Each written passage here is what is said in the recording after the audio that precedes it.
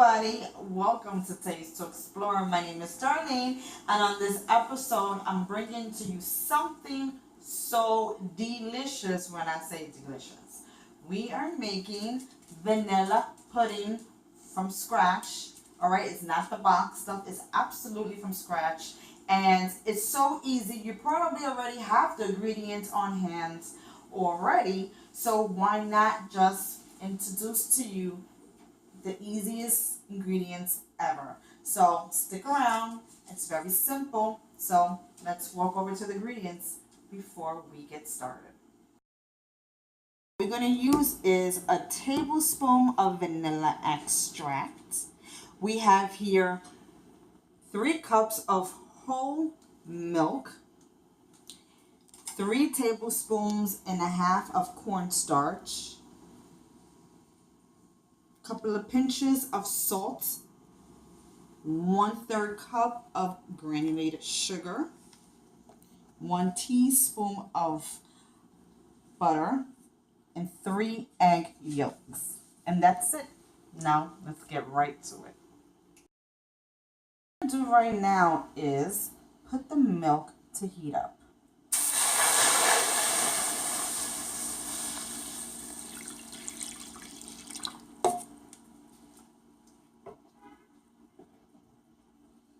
And with this one, I'm just going to reserve about 1/4 of it, because I'm going to need to make a slurry with the cornstarch. Now what we're going to wait here is just until the milk becomes slightly boiled. Just until you see the bubbles forming in the corner slightly. You don't want to wait until it's just going all over the place. Just a slight boil. But until then, now let's mix up with the rest of the ingredients.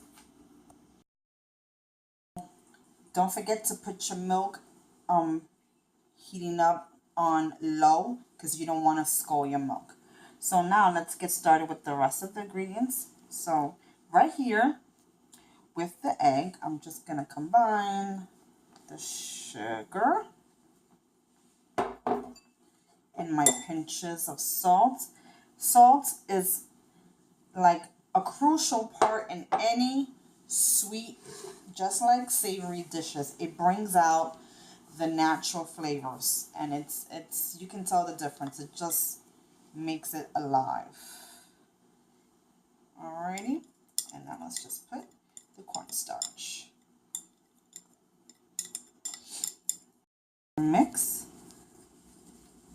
And we're going to add in the milk just to help it, to help it move about. Because if you ever dealt with cornstarch, you know that it seizes up really quick in hot liquids.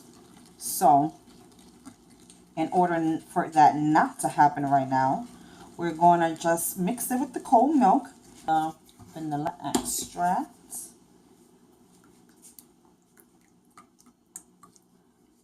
good amount, because after all, this is a vanilla pudding.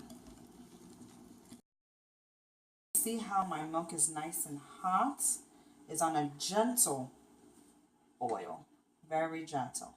All right, so take a ladle spoon of this mixture, and we're going to temper our eggs.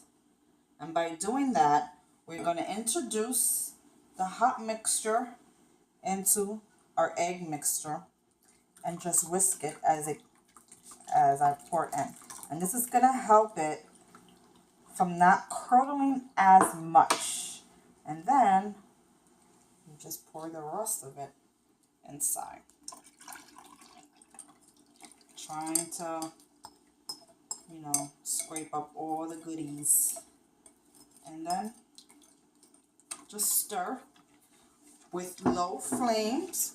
You don't want to scald this, and you want to wait until this reaches its thickness. If you heat with your whisk, you just want to constantly stir it to make sure that you don't get any lumps. I mean, we're going to anyway strain this, so but you don't want to, try to get no lumps if possible. So see you in that time.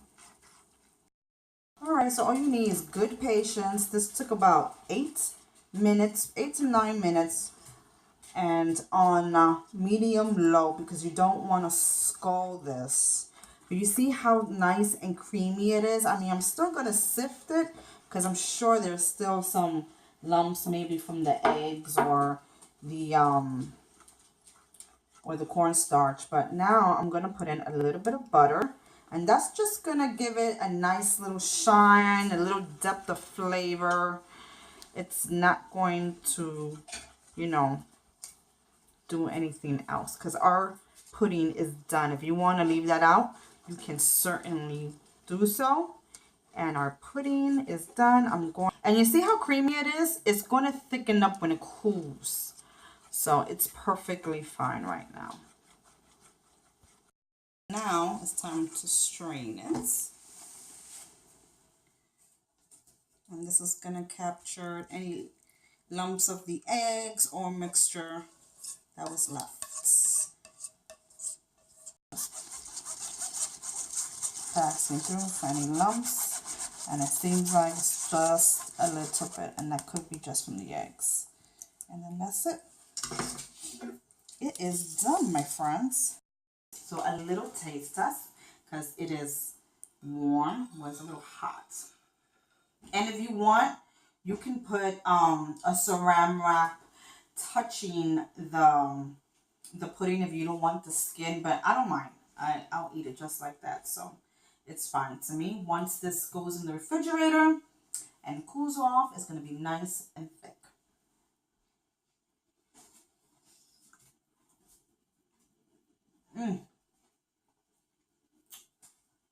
So rich, so creamy.